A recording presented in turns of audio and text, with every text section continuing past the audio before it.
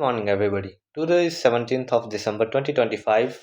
We are on the channel of Ayur Preps, and I am Piyush Ranjan covering दीर्घ जीवित अध्याय of Charaka Samhita chapter first. Subject हमारा संहिता अध्ययन. इसके सब्जेक्ट कोड है AYUGSA. आज की जो हम टॉपिक्स कवर करेंगे वो है गुण. गुण क्या होता है? लास्ट के टॉपिक्स में मैंने सत पदार्थ पढ़ाए थे. सत पदार्थ के अंदर मैंने आपको बताया था सामान्य क्या होते हैं, विशेष क्या होते हैं, उसके साथ द्रव्य के बारे में मैंने आपको थोड़ा सा बताया था. आयु के लक्षण और बाकी चीज़ें ये सारे हम कर चुके थे पहले ही. जो हमारे षट पदार्थ के श्लोक थे वो था सामान्यम च विशेषम च गुणान्य द्रव्यानि कर्म च समवायम च. इसके अंदर आज हम देखेंगे गुण क्या होता है. गुण के लक्षण. सर्वप्रथम गुण कहते किसे हैं. अब पदार्थ में भी गुण को पढ़ेंगे क्योंकि ये सट पदार्थ है और सट पदार्थ का टॉपिक पदार्थ अध्ययन पदार्थ विज्ञान के अंदर ही पढ़ना है आपको. समवायतु निश्चेष्टा कारणम गुण. समवायतु निश्चेष्टा कारणम गुण अर्थात जो समवाय संबंध वाला हो, चेष्टा रहित हो और ग्रहण करने में कारण हो उसे गुण कहते हैं. समवायतु निश्चेष्टा कारणम गुण. तीन चीजें आती है उनके अंदर. समवायी हो, समवायी संबंध से रहने वाला हो, निश्चेष्ट हो,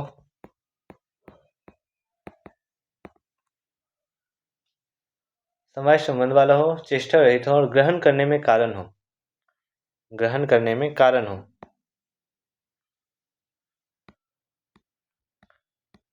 ये तीन जिसके अंदर रहेगा वो गुण कहलाएगा. अब इसके जो हम काशीनाथ पांडे की चरक पढ़ते हैं उसके अंदर इसके विमर्श बताया गया है कि आखिर ये समवाय संबंध से होता क्या है. समवाय जो है एक खुद में सत पदार्थ का एक पार्ट है जो हम आगे नेक्स्ट लेक्चर में डिस्कस करेंगे. बट समवाय संबंध से ये किस प्रकार इसके अंदर रहता है. तो नेक्स्ट क्वेश्चन हमारा है गुण समवाय क्यों. आखिर गुण समवाय क्यों है. विमर्श इसके हम जब देखेंगे इसका जो इस गुण के श्लोक का रेफरेंस आपको लक्षण का मिलेगा चरक सूत्र के चैप्टर फर्स्ट के 51st श्लोक.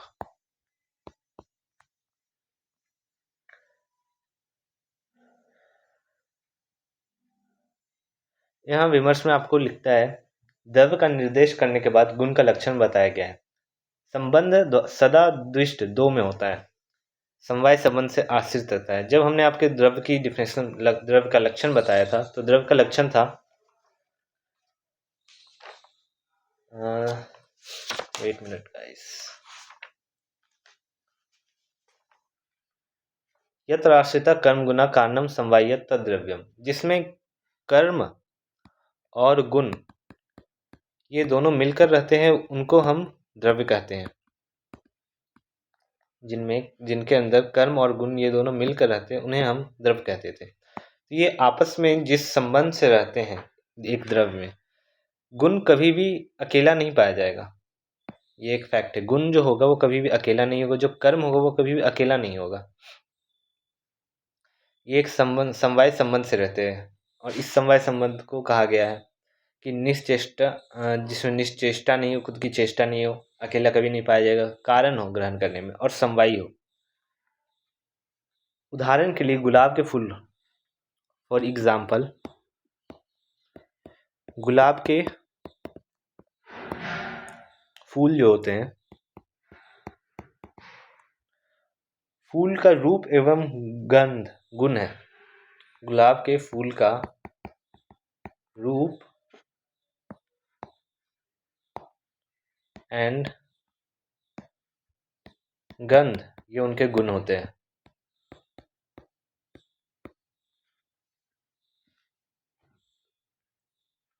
फूल यहाँ पर क्या हो गया. यहाँ पर फूल हमारा द्रव्य है, इसके अंदर रूप और गंध ये दोनों उनके गुण हुए. क्योंकि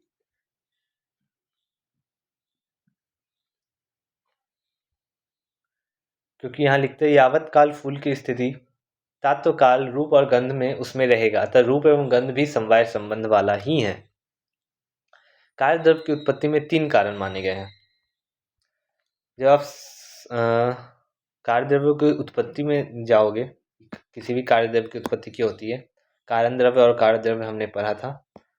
तो जो कार्य द्रव्य होती है, कार्य द्रव्य की उत्पत्ति होती है, कार्य की उत्पत्ति में 3 कारण होते हैं। समवायी कारण, कार्य द्रव्य की उत्पत्ति में समवायी कारण, असमवायी कारण,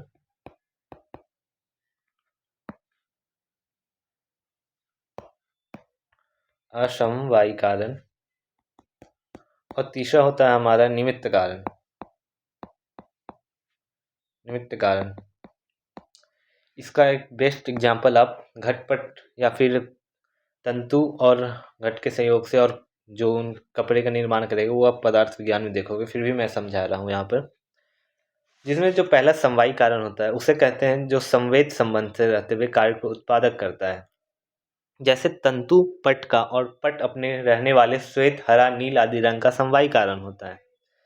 जैसे कोई भी एक वस्त्र बनता है तो उस वस्त्र के निर्माण में जो तंतु होती है वो सीविंग मशीन के द्वारा जाती है और उस वस्त्र का निर्माण करती है। तो उस वस्त्र में जैसे अगर नीले रंग का वस्त्र है तो उस नीले रंग की धागे से वो वस्त्र का निर्माण होता है। तो नीले रंग के धागे में जो नीला रंग है वो समवायी संबंध से ही रहता है। अगर धागा रहेगा तो ही वो वस्त्र रहेगा। इसका एक आपको मैं अगर प्रैक्टिकल एग्जांपल भी दूं तो क्लास 11th या क्लास 8th में आपने एक लाइकेन पढ़ा होगा। लाइकेन का बेस्ट एग्जांपल होता है कि अलगी और फंजाई जब तक एक साथ है तभी वो लाइकेन कहलाएगा, और ये दोनों एक साथ हमेशा ही रहते, जिसे आप सिम्बायोटिक रिलेशनशिप के अंदर ही पढ़े होंगे प्रीवियस एग्जांपल। तो ये समवायी कारण है।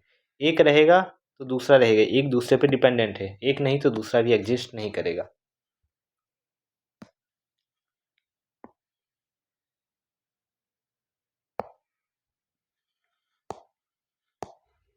ये थी हमारी समवायी कारण होती क्या है।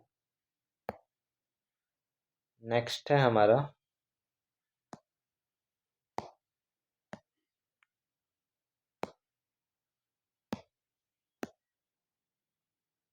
गुण समवायी क्यों, ये समझा दिया मैंने। समवायी के 3 प्रकार होते हैं। समवायी के 3 प्रकार थे। कार्य द्रव्य उत्पत्ति समवायी के 3 प्रकार एक्चुअली यहाँ आएंगे हमारे। गुण समवायी क्यों होते ये मैंने समझा दिया।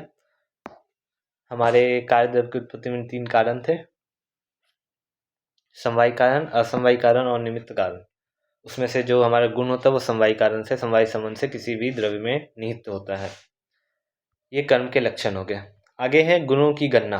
ये गुण के लक्षण हो गए हमारे। आगे हमारे गुणों की गणना। गुण कितने होते हैं? टोटल गुण माने गए हैं 41। इसका श्लोक का रेफरेंस आपको मिल जाएगा चरक सूत्र के चैप्टर फर्स्ट का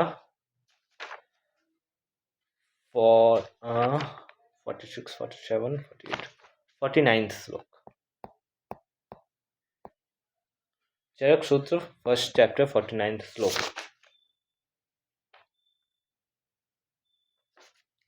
सा अर्था गुर्वादेव बुद्धि प्रयत्नांता परादय।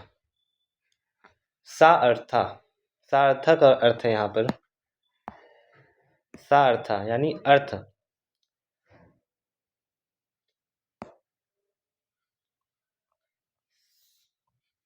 सा अर्थ यानी अर्थ। जो हमारे शब्द, स्पर्श, रूप, रस, सुगंध, ये 5 अर्थ जो इंद्रियों द्वारा ग्रहण किए जाते हैं, ये 5 गुण होते हैं। उसके बाद है गुरवादी गुण, ये सार्था गुण कहे जाते हैं। उसके बाद जो आते हैं वो है हमारे गुरवादी गुण। गुरवादी गुण टोटल होते हैं नंबर में 20, जो एक दूसरे का अपोजिट बनकर टोटल 10 कॉम्बिनेशन है। ये है गुरु लघु, शीत उष्ण, मंद तीक्ष्ण, स्निग्ध रुक्ष, सुलक्षण खर, शांत द्रव, मृदु कठिन, स्थिर और सर, सूक्ष्म स्थूल और विशद और पिच्छल। नेक्स्ट है हमारा आत्मगुण या आध्यात्मिक गुण जिसे कहा जाता है, जो यहाँ पर बुद्धि से रिप्रेजेंट किया गया इस श्लोक में। आध्यात्मिक गुण होते हैं 6: बुद्धि, सुख, दुख, इच्छा, द्वेष, प्रयत्न। नेक्स्ट है हमारा परादि गुण, जिसे यहाँ पर प्रयत्नांता परादया कहा गया है। ये एक्चुअली यहाँ पर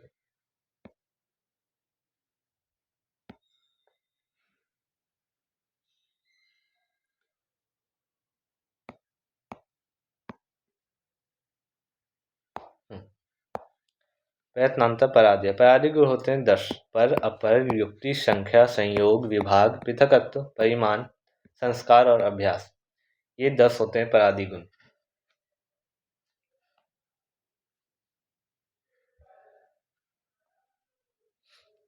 आगे आप पदार्थ में पढ़ोगे, इसके डिस्क्रिप्शन में भी लिखा गया, बट एक्चुअली ये इम्पोर्टेंस पदार्थ के अकॉर्डिंग ज़्यादा है कि डिफरेंट आचार्यों ने अलग अलग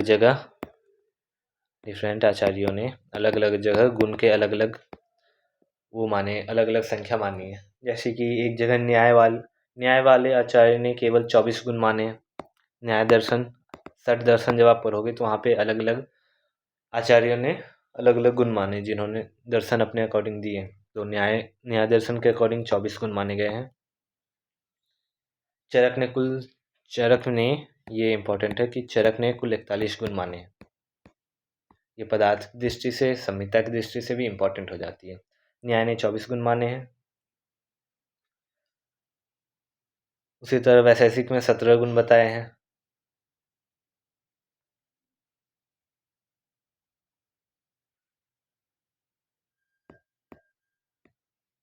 वैशेषिक